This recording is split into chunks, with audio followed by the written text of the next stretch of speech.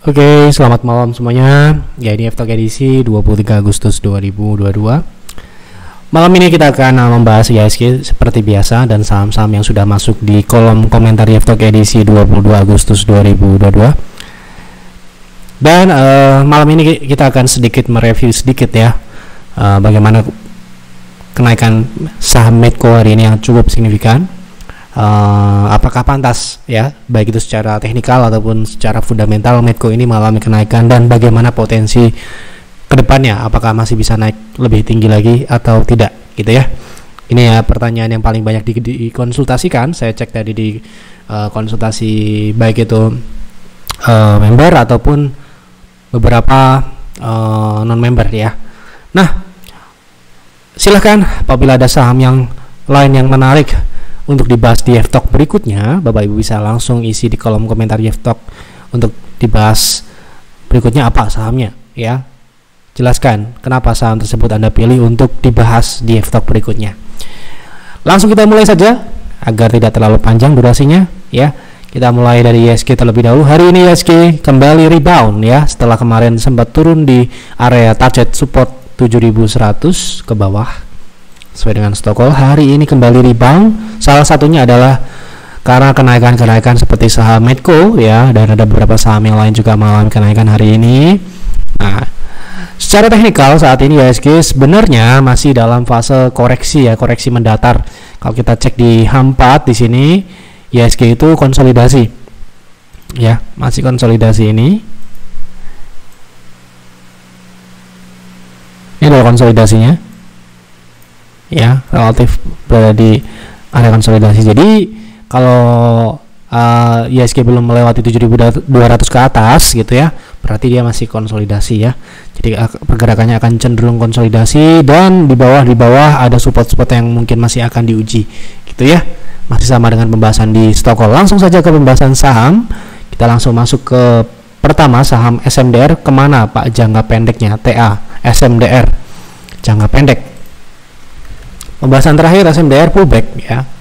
Nah, hari ini bagaimana? Hari ini masih turun. Nah, oke, jadi target turun untuk SMDR sendiri memang belum tercapai, walaupun sempat hampir tercapai di Juli lalu ya. Di sini ada target penurunan di 2130 sampai dengan 2010 ya. Menurut kami harusnya mengarah ke sana, masih mengarah turun karena terbentuk lower high ya. Jadi paling tidak akan menguji kembali level 2300 2200 dulu untuk terdekat, dan mungkin apabila dia berlanjut targetnya adalah support gap ini ya, support gap yang dibentuk pada Mei 2022 tanggal 9. Begitu. Lanjut. Assalamualaikum. Waalaikumsalam. Untuk TPMA level entry idealnya di harga berapa kira-kira menurut Bapak kalau untuk invest? Jadi TPMA untuk invest berapa entry idealnya? Pertama, sebelum kita invest kita perlu cek dulu sedikit bagaimanakah kelayakannya ya, apakah dia tumbuh, dia profit atau tidak, dan sebagainya. Baru kita akan lihat teknikalnya, momentumnya tepat atau tidak sekarang ini, seperti itu kan. Nah, kalau kita lihat dari Transpower Marine ini secara umum sebenarnya cukup aman, tidak dalam beberapa tahun terakhir tidak rugi gitu ya. Namun untuk dari sisi pertumbuhan memang dari 2020 ya terjadi penurunan, ini hal yang sangat wajar. Sebelumnya dari 2016 sampai dengan 2019 cukup bagus pertumbuhannya, baik itu top line dan bottom line-nya. Namun di 2020 ini ya terjadi penurunan. Kemudian di 2021 ini sedikit ada perbaikan, di mana revenue tumbuh 3,8%, namun bottom line-nya meningkat cukup signifikan 86%, sehingga di sini profitabilitasnya harusnya meningkat signifikan karena revenue-nya tidak terlalu tumbuhnya tidak terlalu signifikan, namun bottom line-nya bisa tumbuh signifikan. Dan ini terjadi juga di laba operasionalnya, meskipun memang tidak sesignifikan bottom line-nya. Jadi memang ini kemungkinan ada pendapatan yang lain-lain selain operasional gitu ya. Perlu menjadi catatan khusus, silahkan dicek lagi nanti. Namun secara overall oke. Kemudian di 2022 kuartal 1 ini revenue tumbuh 30%, kuartal 1, kuartal 2 65%, tumbuh signifikan. Kemudian untuk bottom line juga tumbuh signifikan sekali, 107 dan 222% di kuartal 1 dan kuartal 2. Jadi kita lihat cukup bagus. Kalau kita lihat dari profitabilitasnya juga lumayan signifikan di kuartal 2 tahun ini terakhir 24%. Ini meningkat cukup signifikan dibandingkan dengan tahun 2021 yang mana net marginnya hanya 12%. Jadi meningkat 2 kali lipat ya. 2 kali lipat. Ya hampir 2 kali lipat lah gitu ya. Jadi ini terjadi peningkatan yang signifikan, harusnya menjadi sebuah indikasi yang cukup baik untuk fundamentalnya. Nah, bagaimana dengan posisi teknikalnya saat ini? Nah, di sini sudah pernah dibahas ini ya saham ya. Ini sempat spike cukup signifikan di 2021 yang lalu, kemudian dia koreksi. Menurut saya ini secara teknikal mungkin ya bagusnya ya. Tunggu dia breakout di atas 440. Sekarang di harga di bawah 400 ini cenderung dia masih konsolidasi. Mungkin kalau misalkan investasi sekarang pun nggak apa-apa, cuma karena fundamental tadi ya. Cuma Anda harus lebih bersabar. Nah, ini kan masing-masing orang beda-beda ya, ingin invest itu tidak terlalu lama misalkan katakanlah. Nah, kalau mau sekarang boleh, tapi kalau mau mungkin lebih cepat atau lebih waktu investasinya lebih singkat, mungkin akan lebih baik akan menunggu dulu di atas 400 gitu ya. Potensi upside-nya ya harusnya cukup signifikan, paling tidak ke 600-an ya, sekitar 27% kalau misalkan kita lihat di angka entry-nya, misalkan katakanlah di angka 400 berapa nih? 420 ya gitu. Jadi sekitar 41%, ini cukup signifikan. Kemudian untuk slide-nya kalau misalkan entry di situ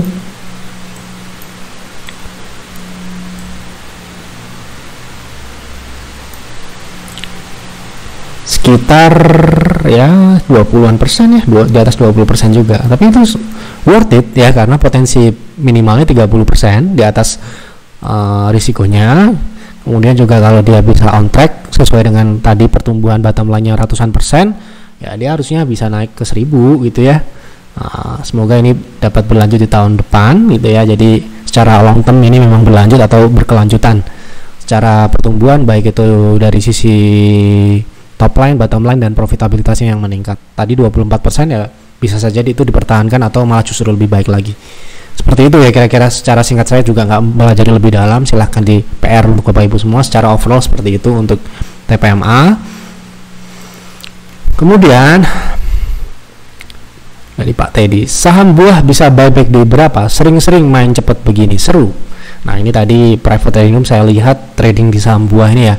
Ini saham baru, memang kita sistem PTR yang baru ini sudah memungkinkan untuk trading di saham IPO, tapi IPO ini juga harus melihat ada candlenya juga, ada chart yang bisa dianalisa juga, tidak asal-asalan juga ya.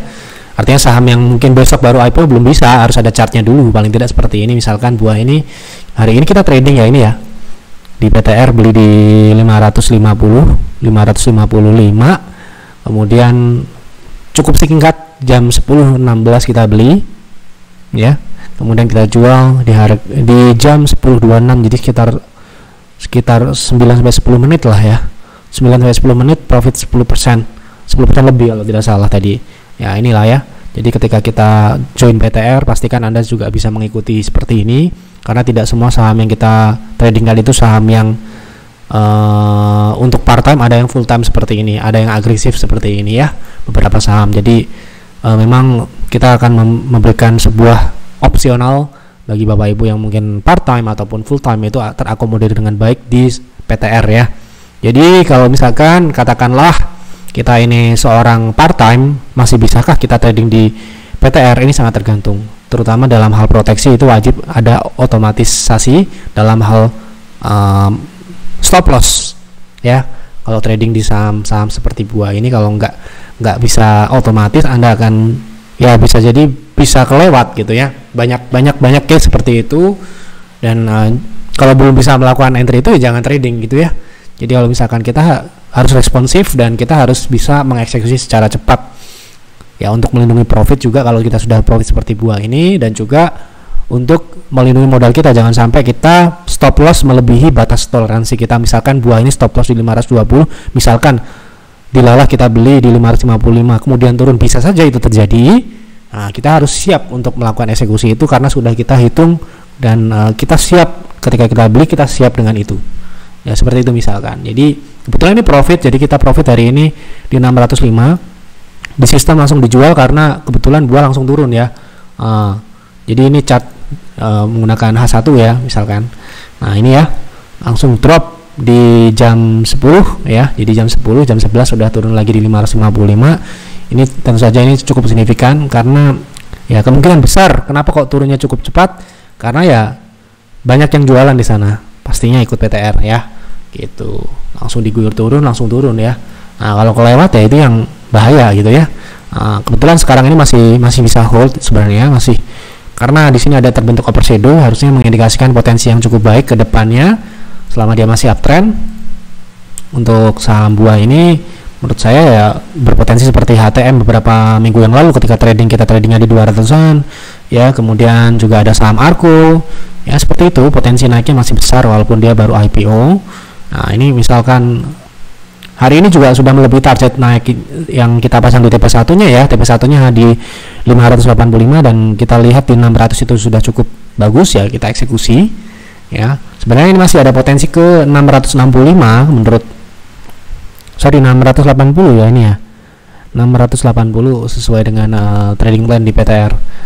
Jadi ya masih 670, tapi PTR memasangnya satu tick di bawahnya untuk mengantisipasi ternyata satu tick itu saja dan tidak bisa terjual kan kalau misalkan cuma disentuh doang. Nah kita seperti itu ya, kita pikirkan kita beli pun juga 2 papan, artinya seharusnya kalau Anda sedang siap dalam posisi siap untuk trading, siap eksekusi, harusnya bisa beli dan bisa jualnya.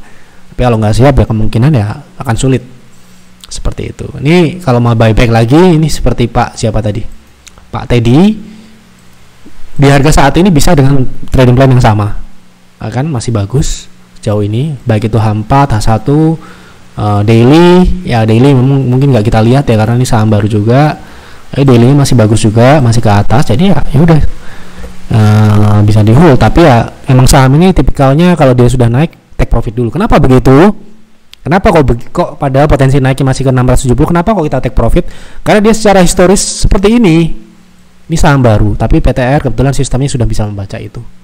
Jadi kita eksekusi secepat mungkin karena dia memang secara historis meskipun ini masih lemah sifatnya, tapi ini sudah terbaca cara mereka membentuk harga gitu ya. Nah ini nggak sembarangan gitu ya. Ada kocok-kocokannya gitu ya. Kalau Anda suka kocokan ya seperti saham buah ini. Ini sangat favorit harusnya untuk full time trader ya. Seperti inilah saham-saham trading yang sesungguhnya gitu ya, menarik, tidak membosankan. Tapi memang tidak semua orang bisa, saya aku itu ya. Kemudian Pegasnya gimana Pak? Baru beli sedikit. Ya udah jangan kejar ya, kan sudah naik Pegas. Ya yang jelas kalau kita beli kemudian hari ini gap up ya, Pegas kemarin baru beli sedikit tidak sedikit ya, Pierce dapat lumayan ya, hampir 1/4 dari target. Untuk PIR memang tidak banyak target kita belinya karena ya PIR sendiri sahamnya lebih banyak, karena ya Anda tahu semua saham di PIR kita bisa beli ya, tidak ada batasan. Sedangkan PIR memang secara spesifik seperti Pegas ini kita optimalkan. Kenapa? Karena ya kita opsi kita memang secara spesifik syariah saja. Nah, kalau Anda belum beli lagi sekarang ini sebenarnya masih di area buying zone, tapi mungkin kan masih dia untuk 1755, 1750 atau ke 1700 masih bisa. Jadi kalaupun dia naik ya udahlah, toh bulan depan atau akhir bulan ini juga pasti akan ada saham baru ya kan, saham baru yang kita siap untuk eksekusi di PIR dan PIRS. Jadi saran saya kalau masih di buying zone silahkan diakumulasi, tetapi kalau sudah keluar ya udah lupakan ya, biarkan ya. Jangan sampai Anda membeli di atas harga yang direkomendasikan Stockpick ya, PIR ataupun PIRS. Nah seperti itu ya. Banyak case dulu waktu saham BSSR, kemudian saham apalagi yang dulu Budi ya, itu banyak orang panik ya melihat naik itu. Kemarin juga Bali ada yang mau beli di atas 1000, padahal kita udah bilang ini udah tinggi, sudah kita bahas juga di pembahasan umum di F-Talk ini. Tapi masih nekat, ketakutan. Jadi kita tuh investor ya ini ya, harus tenang. Kita tuh view kita jangka panjang, jangan terpancing dengan pergerakan terutama pergerakan naik dalam jangka pendek. Itu noise saja. Kita yang perlu kita lihat adalah pergerakan jangka panjangnya. Kalau jangka panjangnya ya lihatlah saham ini nggak ada naik terus, ada turunnya juga Jadi jangan terprovokasi lah. Ya, mentalnya itu harus benar-benar investor. Kalau investor kejar-kejaran itu namanya trader. Kalau trader buy high sell higher. Bisa seperti itu. Tapi kalau investor, Anda kan harus hold dalam beberapa waktu yang cukup lama dibandingkan dengan trader. Ini yang berbeda, ya. Ini yang berbeda. Nah, sehingga ya wes lah, kalau udah naik ya udah.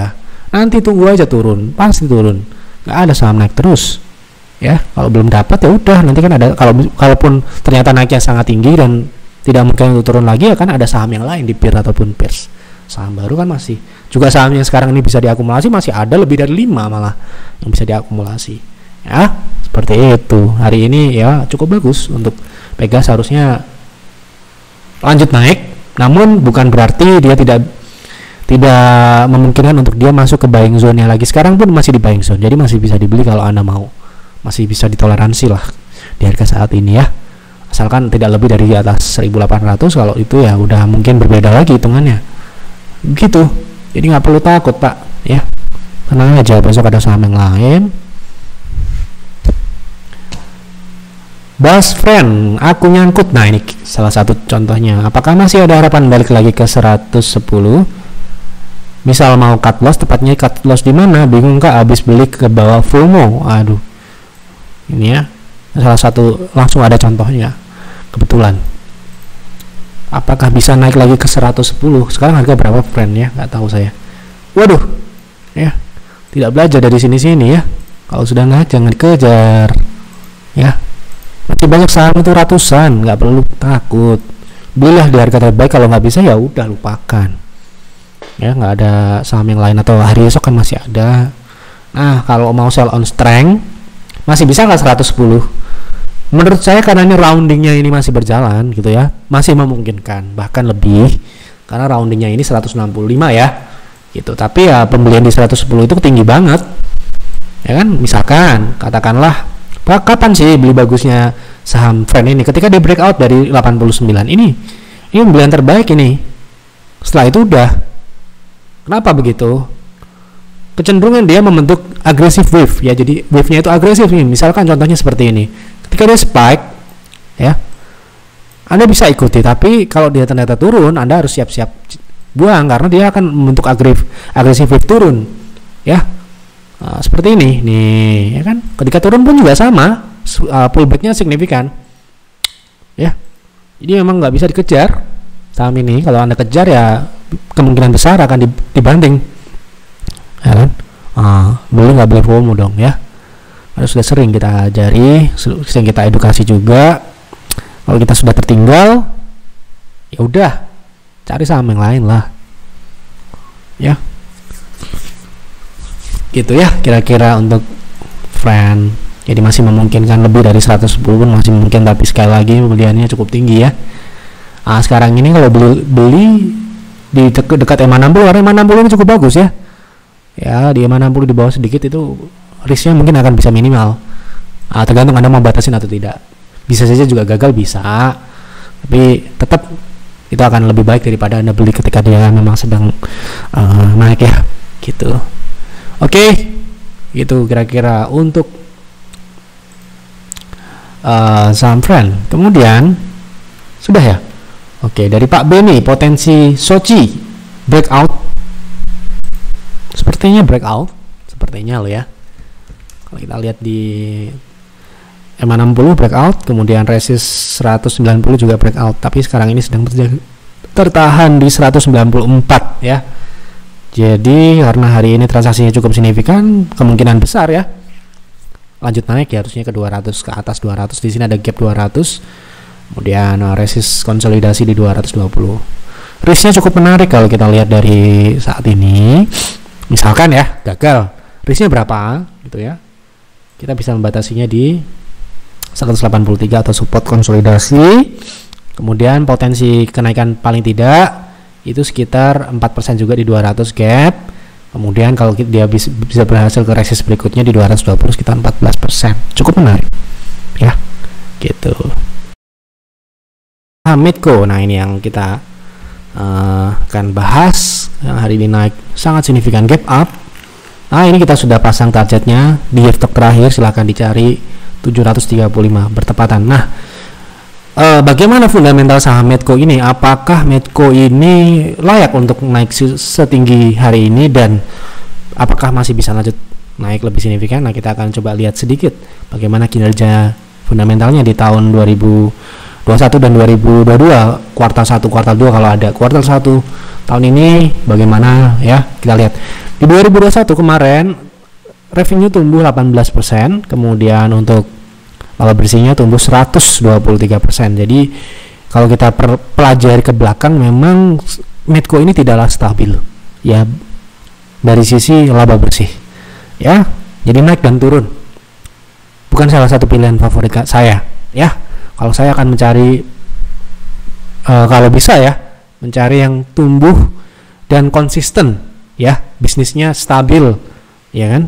Nah, seperti itu. Kemudian dari sisi revenue-nya, kalau kita lihat ya, ini bisa dikatakan cukup stabil naik ya sebenarnya 2020 sedikit turun. Tapi mohon maaf ya, ini bottom line ini masalah ini ya. Laba bersihnya naik dan turun ini ya, berarti ya tidak terlalu bagus. Itu penilaian saya ya, sepintas seperti itu. Kemudian dari sisi profitabilitas jelas naik dan turun ya ini ya. Sekarang ini ya, net marginnya naik turun 38%, 16%, minus 1, minus 3, minus 17, 2%, 18%. Kemudian dari sisi kuartal 1 tahun ini ya, kuartal 1 itu naik ya 18%. Jadi tumbuh ya di tahun ini. Tapi sekali lagi ini juga akan naik dan turun lagi menurut saya. Ya ini sudah menjadi karakter bisnisnya dan pola manajemennya ya. Jadi untuk fundamental kelayakan investasinya buat saya ya, walaupun dia mungkin bisa saja naik lagi lebih signifikan harga sahamnya, tapi secara fundamental ya ini bukan pilihan utama saya, akan banyak.